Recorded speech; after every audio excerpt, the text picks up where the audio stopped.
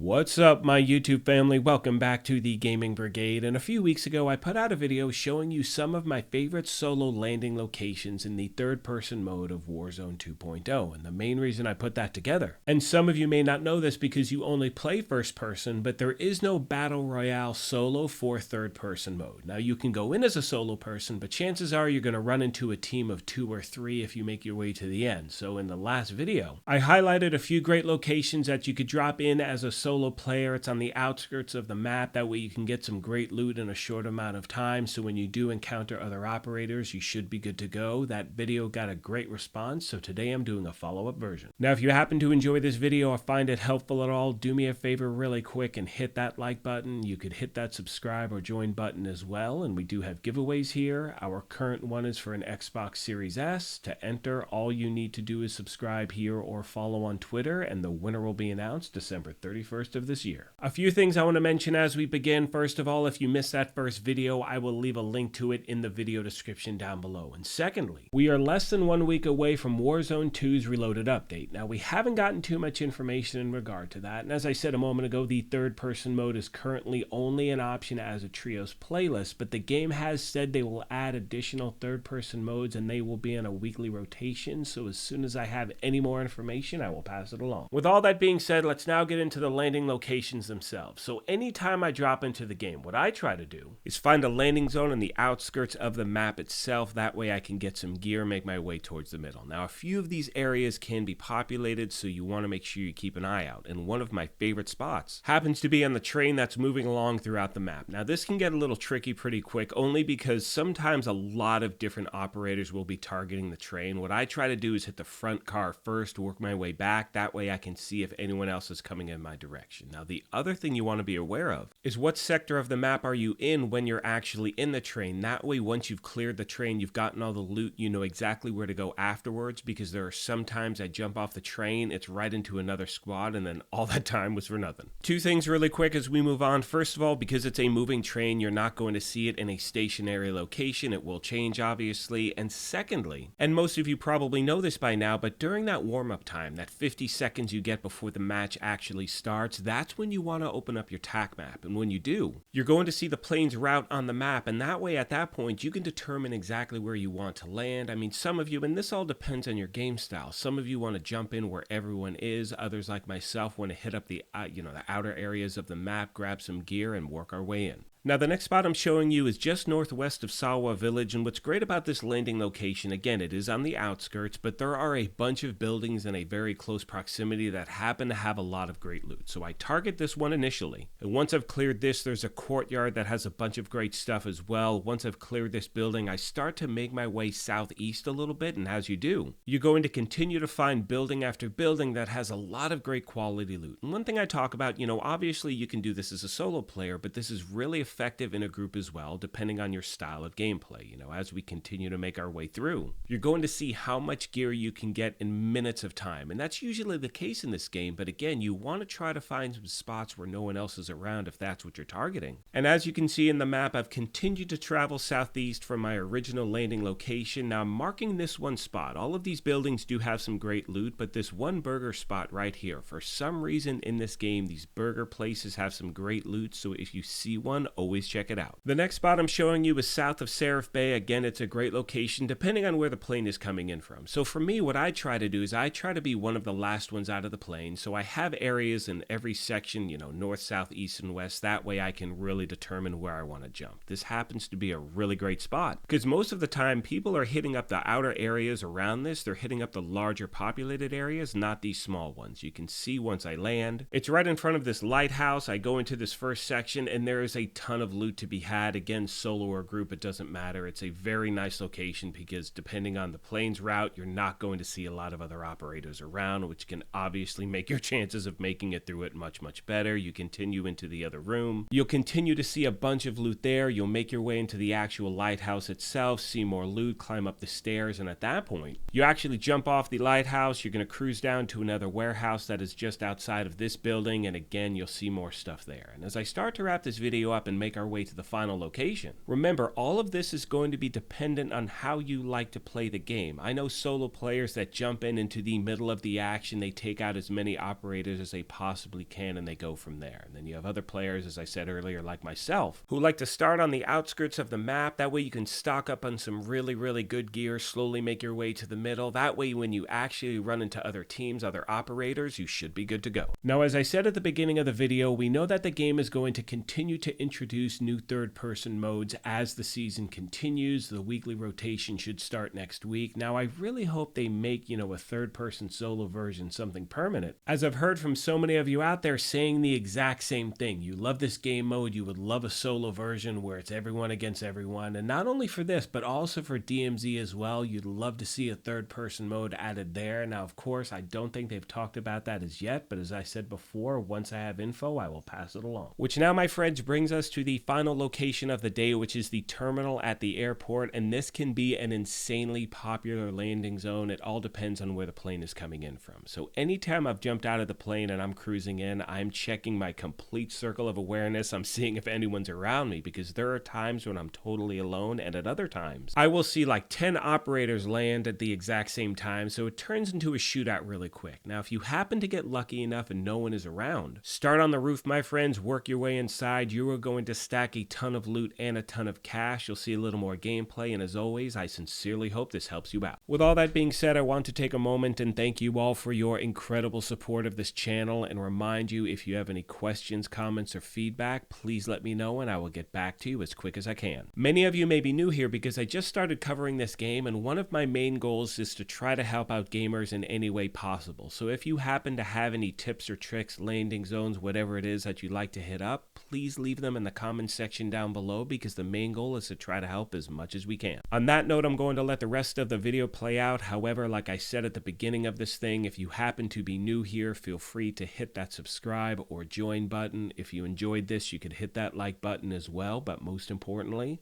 take care of yourselves, be kind to each other, and we will talk to you soon. Thanks again, everyone.